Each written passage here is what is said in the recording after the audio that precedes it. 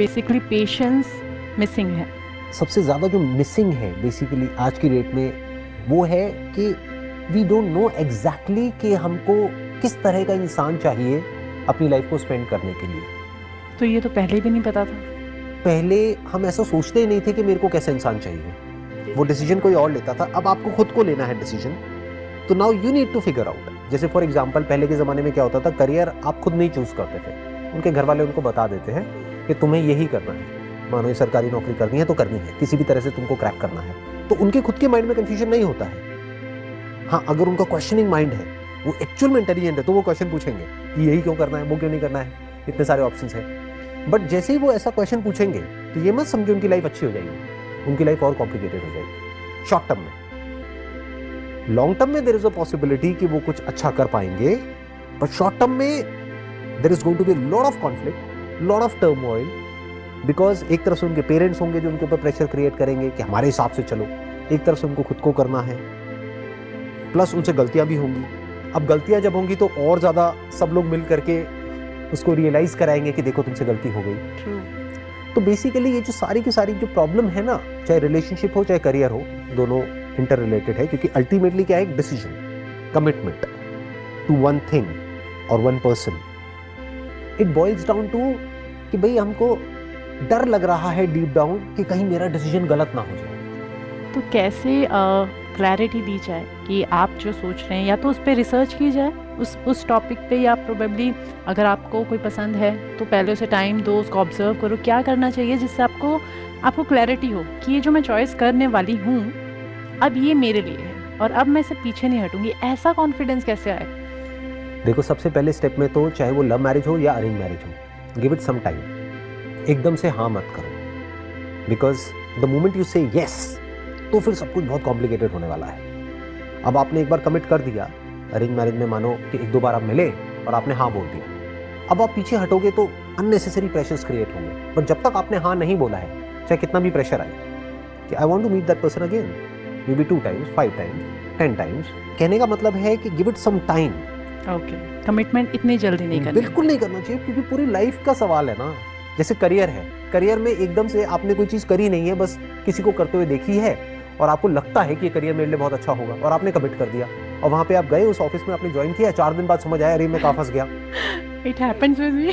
ये हुआ ना आपके साथ में, राइट। ऐसा ही रिलेशनशिप में भी होता है कि होता क्या है, हम जल्दीबाजी में कमिट तो कर देते हैं, बाद में हमको लगता है अरे ये कहाँ फंस गए, मैं कहाँ फंस गया। ये तो बिल्कुल ही अलग पर्सनालिटीज है। मतलब ऊपर लेवल पे तो डिफरेंसेस रहेंगे, वो तो अच्छा है, बोलते हैं ना ऑपोजिट्स अट्रैक्ट, तो वो तो अच्छा है, बट जो फंडामेंटल्स हैं वो अलाइंड होने चाहिए।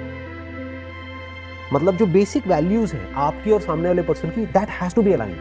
ओके, कि आपने अपने लिए डिफाइन किया कि मेरे लिए ये टॉप 5 प्रायोरिटीज हैं इस रिलेशनशिप की, बाकियों पे मेरे को कोई फर्क नहीं पड़ता है, बट ये 5 चीजों पे कोई कॉम्प्रोमाइज नहीं होना चाहिए। ट्रू। ऐसे ही क्या वो सामने वाले की उन 5 चीजों से मैच होता है, वो उससे पूछना पड़ेगा अपना बताने से पहले, या ऑब्जर्व करना पड़ेगा। ऑब्जर्व करना पड़ेगा। ये नहीं कि वो क्या कहता है या क्या कहती है, कहते तो सब अच्छा है, कहते तो सभी अच्छा है, चाहे वो अरेंज मैरिज हो चाहे लव मैरिज हो, बट ये मत देखो कि वो क्या कह रहे हैं, ये देखो कि वो क्या कर रहे हैं। उनको उन 5 पैरामीटर्स पे एक एक करके टेस्ट करो। फॉर एग्जाम्पल, लुक्स उस टॉप 5 में है या नहीं है, you need to ask yourself. मैं किसी को भी जज नहीं कर रहा हूँ, ट्रू, हो सकता है आपके लिए हो सकता है किसी और के लिए ना हो, अब वो आपको देखना है। या करियर स्टेबिलिटी ज़्यादा इंपॉर्टेंट है, या उसका बिहेवियर ज़्यादा इंपॉर्टेंट है, या वो रिस्पेक्ट कैसे करता है कैसे नहीं करता है वो ज़्यादा इंपॉर्टेंट है। अब ये मत देखो वो आपकी रिस्पेक्ट करता है नहीं करता है, ये देखो कि एक गरीब आदमी की कितनी रिस्पेक्ट करता है वो, क्योंकि अगर रिस्पेक्ट कोई इंसान करता है तो या तो वो सबकी करता है, किसी की भी नहीं करता है। ये देखो उसके थॉट्स अपनी कंपनी के बारे में लेकर के क्या है, अपने बॉस के बारे में क्या है, अपने पेरेंट्स के बारे में क्या है। तो ऐसे आपको देखना है, कुछ 5 चीज़ें पहले तो डिफाइन करनी है, और ये माइंड में नहीं करनी है, लिख करके करनी है। इसको टाइम देना है, क्योंकि इससे इंपॉर्टेंट और कुछ नहीं है। ट्रू। आराम से देखा ठंडे दिमाग से कि ये 5 चीज़ें इसके अंदर है या नहीं है, जिसमें कुछ टाइम लगेगा, कुछ हफ्ते कुछ महीने लगेंगे। Got you. और इतना कुछ महीने तो देना बनता है ना, एक पूरी लाइफ का कमिटमेंट है। So my next question is, do you think it's okay to go for inter-religion marriage? I mean, although it's accepted now culturally and we are very free now to choose our partner, but I can see that still parents are not ready for inter-religion marriage for their own children. वो अपनी जगह पर ठीक है, मैं उनको पूरी तरह से गलत नहीं कहूँगा, क्योंकि कंपैटिबिलिटी जिसकी हम बात कर रहे हैं ना, what is a relationship? It's basically a compatibility between two people and their families. Okay, क्योंकि आप अकेले तो एग्जिस्ट करोगे नहीं, आप सबके साथ में ही करोगे ना। We are all social beings, you don't exist as an individual. ये एक मिथ है कि मैं इंडिविजुअली एग्जिस्ट कर सकता हूँ या कर सकती हूँ। अगर इस पूरे प्लेनेट पे आपको अकेले ही छोड़ दिया जाए तो आप कुछ नहीं कर सकते। You need people to survive, you need people to support you, you need people to help you. तो एक टीम की ज़रूरत पड़ती है, लोगों की ज़रूरत पड़ती है, फ्रेंड्स की ज़रूरत पड़ती है, रिलेटिव्स की ज़रूरत पड़ती है। तो बेसिकली क्या होता है, इंटर रिलीजन में आप ये कह सकते हो एक तरह का ग्रुप हो गया, तो वो अपने ग्रुप से आइडेंटिफाइड है, तो वहाँ पर एक दूसरे के साथ में जेलअप करना बहुत आसान हो जाता है, क्योंकि बहुत कुछ कॉमन होता है वहाँ पर डिस्कस करने के लिए। प्लस उन्हें ये पता है कि सिर्फ उनके स्टैंड पॉइंट से नहीं, आपके स्टैंड पॉइंट से भी you will be more comfortable in the kind of environment, जिस तरह के एनवायरनमेंट में आप बड़े हुए। एकदम से आपको ले जाके एक अलग एनवायरनमेंट में डाल देंगे तो you will start feeling uncomfortable. तो if you are ready for this discomfort in the short term, क्योंकि नई आदत कोई भी हम चेंज करते हैं ना तो उसमें डिस्कम्फर्ट होता है।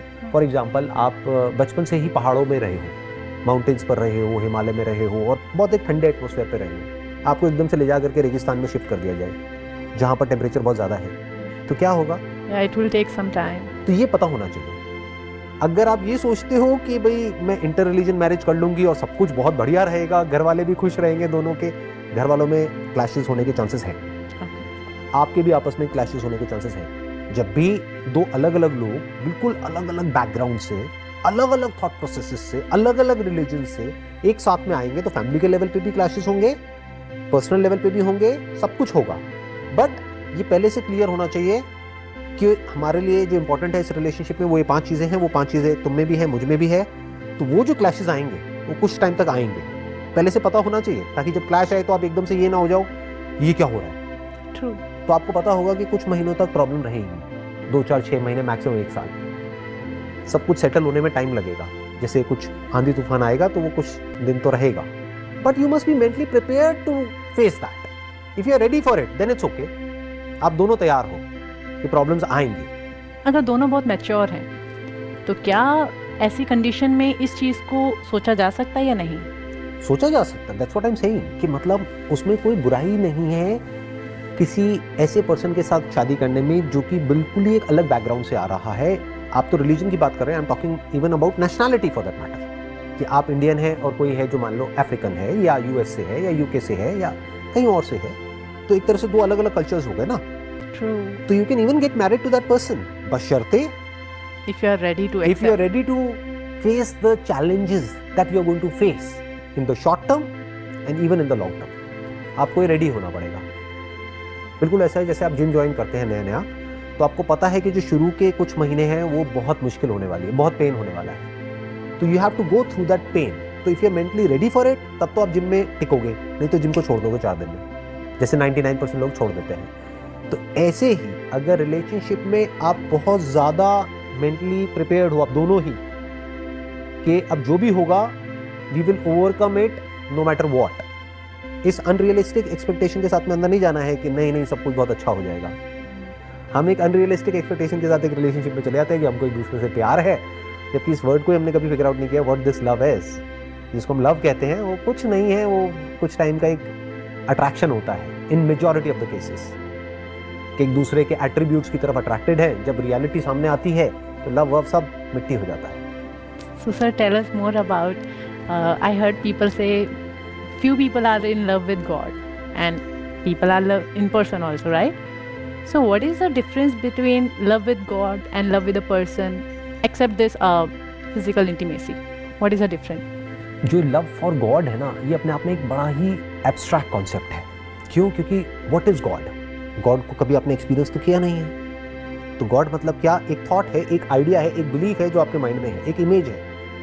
तो if you are saying I am in love with God, तो ultimately what you are saying is I am in love with my idea of God. तो you are in love with your own belief, your own idea. You are not in love with God, क्योंकि God से अगर आप जाकर के पूछोगे कि are you in love with me, वो कहेंगे आप कौन हो।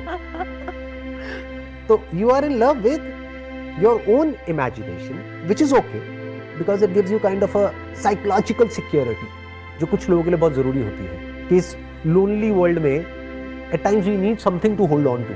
जब सब कुछ छूट रहा होता है, जब बाहर सब कुछ तहस नहस हो रहा होता है, तो we need something to hold on to. जैसे कोई इंसान है, वो भूतों से बहुत डरता है, तो उसको एक ताबीज़ दे दिया जाता है कि ये पहन ले तो कोई भूत तेरा कुछ नहीं बिगाड़ेगा। तो वो ताबीज़ काम करता है। किस लेवल पे करता है? साइकोलॉजिकल लेवल पे करता है। एक्चुअल में कोई भूत से नहीं बचाता है उसको, क्योंकि भूत है ही नहीं, तो भूत से बचाएगा क्या? ऐसे ही ये जो साइकोलॉजिकल बिलीफ सिस्टम होता है, ये हमको बचाता है, एक कंफर्ट देता है। आपको ये होता है आई am in love with God. What does that mean? कि चाहे कुछ भी होगा मेरे साथ, बुरे से बुरा, भगवान मेरे साथ कुछ बुरा नहीं कर सकता है। तो आपको एक पॉजिटिव अप्रोच मिल रही है लाइफ में। या फिर मे बी आपके आगे कोई आइडल है, किसी मंदिर में आप गए, वहाँ पर जा करके आपने हाथ जोड़े, अपना सर झुकाया, and you just let go कि भगवान अब मेरे से नहीं हो रहा, तू संभाल ले। तो that's basically entering into a state of gratitude and compassion and love. What is love? Love is to be one with the whole. In that moment you are one with the whole, you are one with the universe, क्योंकि आपका मैं बीच में से हट गया है जब आपने सरेंडर कर दिया। आपने भगवान के आगे जाकर के सर झुकाया और आपने अपने आप को सरेंडर कर दिया। जो आपका थॉट है, जो बहुत ही फ्रेगमेंटेड है, जो बहुत ही लिमिटेड है, उससे आपने अपना कंट्रोल छोड़ दिया। तो अब आपकी नेचर की इंटेलिजेंस आपके थ्रू ऑपरेट कर रही है उस मोमेंट में। फ्री कर दिया अपने आप को। वही तो करना होता है। जैसे कोई बीमारी है, उससे हील कैसे होते हैं? जानवरों के अंदर इंटेलिजेंस फीडेड है। जानवर क्या करते हैं? जैसे ही कोई बीमारी होती है, वो अपने आप को सरेंडर कर देते हैं, वो खाना पीना छोड़ देते हैं, जा करके लेट जाते हैं। तो एक तरह से आप कह सकते हो कि उन्होंने नेचर की इंटेलिजेंस को अपने आप को सरेंडर कर दिया। हम क्या करते हैं? जब बीमार होते हैं तो माँ बाप क्या करते हैं? जा करके बच्चे को और खिलाते हैं कि ताकत आएगी। अरे ताकत नहीं आती है उससे, वो ताकत डाइजेशन में चली गई, डाइजेस्ट करने में लग गई। उस वक्त ताकत चाहिए थी, लेकिन हमने और गड़बड़ कर दी। तो ये क्या किया हमने? थॉट के लेवल पे हमने गड़बड़ कर दी। नेचर की इंटेलिजेंस जो है वो संभाल लेती है चीज़ों को, हमको पूरे के साथ जोड़ देती है। इस जुड़ने को ही योग कहते हैं, जुड़ने को ही प्यार कहते हैं। सो कंपैटिबिलिटी आपने बोला, आप मुझे बताएंगे कंपैटिबिलिटी और केमिस्ट्री ये कैसे ज़रूरत है और कैसे अलग है? दोनों बड़ी अलग अलग चीज़ें हैं। एक है केमिस्ट्री। केमिस्ट्री मतलब क्या कि केमिकल लोचा जो हमारे ब्रेन में होता है किसी को देख करके। You can call it attraction, you can call it, जैसे किसी को देखा तो एकदम से अंदर डोपामिन रिलीज हुआ, सेरोटोनिन रिलीज हुआ, या कोई केमिकल ऐसा रिलीज हुआ, एक फील गुड, एक ऑक्सीटोसिन एक केमिकल होता है, किसी को टच किया तो एक केमिकल रिलीज होता है, तो वी फील गुड। तो that you can call it as chemistry. ये केमिस्ट्री जैसे इंसानों में ऑपरेट करती है, वैसे जानवरों में भी करती है। जैसे दो एक दूसरे की तरफ अट्रैक्ट होते हैं, दो जानवर, बिल्कुल ऐसे ही दो लोग एक दूसरे की तरफ अट्रैक्ट हो जाते हैं। उसका जो रीज़न होता है, जो जड़ होती है, वो केमिस्ट्री होती है। But chemistry can create lot of complications in your life as far as a relationship is concerned. Compatibility is a different ball game altogether. Chemistry is a part of compatibility. यानी एक जो intimacy है, physical intimacy है, that is a part of compatibility. मतलब मानो उसके लिए, compatibility के लिए आपको 10 चीजें चाहिए, दो लोगों उसमें से एक केमिस्ट्री है, उसमें से एक केमिस्ट्री है, यानी बायोलॉजी है। तो केमिस्ट्री को ज़्यादा वेटेज नहीं देना है। कुछ भी नहीं है, मे बी 10% केमिस्ट्री हो गया, बाकी का 90% तो कुछ और है ना। केमिस्ट्री आपके बीच में बहुत अच्छी है, but as far as respect is concerned तो कंपैटिबिलिटी नहीं है। सामने वाला आपकी रिस्पेक्ट नहीं करता है, ट्रस्ट नहीं करता है, या आप उस पर ट्रस्ट नहीं कर सकते हो, तो ऐसी रिलेशनशिप का क्या करोगे? ऐसी केमिस्ट्री का क्या करोगे? ये तो और कॉम्प्लिकेटेड हो जाएगी। अब आप क्या करोगे? किसी और के साथ रिलेशनशिप में जाओगे तो इस केमिस्ट्री को उस केमिस्ट्री के साथ कंपेयर करने लग जाओगे, and this is bad, this is really bad. इसको ना क्वांटम फिजिक्स की फील्ड में बोला जाता है, क्वांटम मैकेनिक्स में, whatever is not forbidden is mandatory, is compulsory. यानी क्या कि मान लो पास में आपका किसी के साथ में कोई ऐसा रिलेशनशिप रहा है जहाँ पे केमिस्ट्री पॉइंट ऑफ व्यू से, physical intimacy point of view से बहुत अच्छा था, अब उसको आप भुला तो सकते नहीं, वो मेमोरी में फीडेड है। अब आप किसी पर्सन के साथ में गए, कमिट कर लिया, शादी कर ली, बट अब आप उसको बार बार कंपेयर कर रहे हो, तो एक तो आपकी ये रिलेशनशिप खराब हो रही है, प्लस अब there is a strong possibility अब आप यहाँ से हटोगे और अट्रैक्ट हो रहे हो आप उसकी तरफ, जहाँ पर आपको सिर्फ केमिस्ट्री वाइज कंपैटिबिलिटी है, बाकी जो 9 चीजें हैं वो सब बेकार है। तो अब ना आप यहाँ के रहे ना वहाँ के, और खुद के तो रहे नहीं, खुद का कैसे रहोगे? Now you are like stuck ना, अब आप बीच में फंस गए, अब आप ना यहाँ हो ना वहाँ हो। तो बेसिकली अब इस सब से कैसे बचा जाए? आपको समझना होगा किस चीज़ की इंपॉर्टेंस कितनी है लाइफ में। जिसकी जितनी है उससे ज़्यादा दे दी तो फंस जाओगे। मैंने आपके एक लेक्चर में, आपके एक सेशन में सुना था जब आप शादी कर लेते हो तो वही सब कुछ नहीं होता है, वो एक रोल है आपका, आपकी लाइफ उससे बहुत बढ़कर है। आप सब कुछ 100% मत सोचो अब यही सब कुछ है, ये नहीं रहा तो कुछ नहीं रहा। राइट। और वो वर्ड्स बहुत पहले सुने थे, 4-5 साल पहले। तो कुछ कुछ वर्ड्स हमेशा आपको याद रह जाते हैं जो आपकी लाइफ में बहुत ज़्यादा स्पेशल होते हैं। It's basically based upon reality, क्योंकि शादी आज की डेट में it's a harsh reality, it's a fact कि इट मे और may not work. There are lots and lots of factors which are involved, क्योंकि अब बात होती है इक्वालिटी की। पहले के ज़माने में ये बात नहीं होती थी। पहले क्या होता था, पति है मतलब परमेश्वर है, चरणों की दासी है and all that stuff, right. सती प्रथा होती थी और वो सब होता था, राइट, कि अगर पति की डेथ हो गई है तो मर जाओ, ये करो वो करो, व्हाटएवर। तो ये सब चीज़ें कहीं ना कहीं डीपली रूटेड थी हमारी सोसाइटी में आज से कुछ सालों पहले तक। बट आज की डेट में क्या है, लड़का लड़की कुछ नहीं होता है, दोनों बराबर है। तो जहाँ बराबर है वहाँ पर क्या आ गया, पार्टनरशिप आ गई। पार्टनरशिप में क्या देखना होता है, बेसिकली कंपैटिबिलिटी को देखना होता है। सो आइडियली क्या होना चाहिए कि चाहे अरेंज मैरिज हो चाहे लव मैरिज हो, एक कंपैटिबिलिटी टेस्ट होना चाहिए, जो कोई न्यूट्रल कोई ऑर्गेनाइजेशन या कोई पर्सन बैठ करके उनका दोनों का कंपैटिबिलिटी टेस्ट करे, जो ना लड़के वालों की तरफ से हो ना लड़की वालों की तरफ से हो, जो ना इसका दोस्त हो ना उसका दोस्त हो। आइडिया मिल गया, राइट। अभी बहुत सारी स्टार्टअप स्टार्ट हो जाएंगे। Why not. हाँ, लेकिन आज आई एम श्योर यहाँ पर बहुत लोग जो अभी देख रहे हैं, ऐसे स्टार्टअप होने चाहिए, आइडियली होने चाहिए। मतलब जब एक ऐसी वेबसाइट है जिसको बोलते हैं, जैसे मान लो शादियों के लिए, इसके लिए उसके लिए बहुत सारी वेबसाइट्स हैं जहाँ से एक लड़का लड़की को मिलवाते हैं।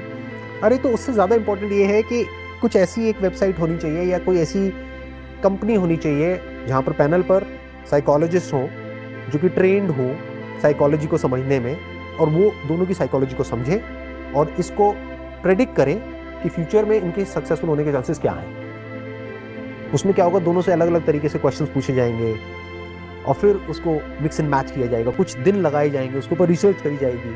इंटरेस्टिंग। फिर वो अपनी एक फीस लेंगे जो भी रीजनेबल सी होगी।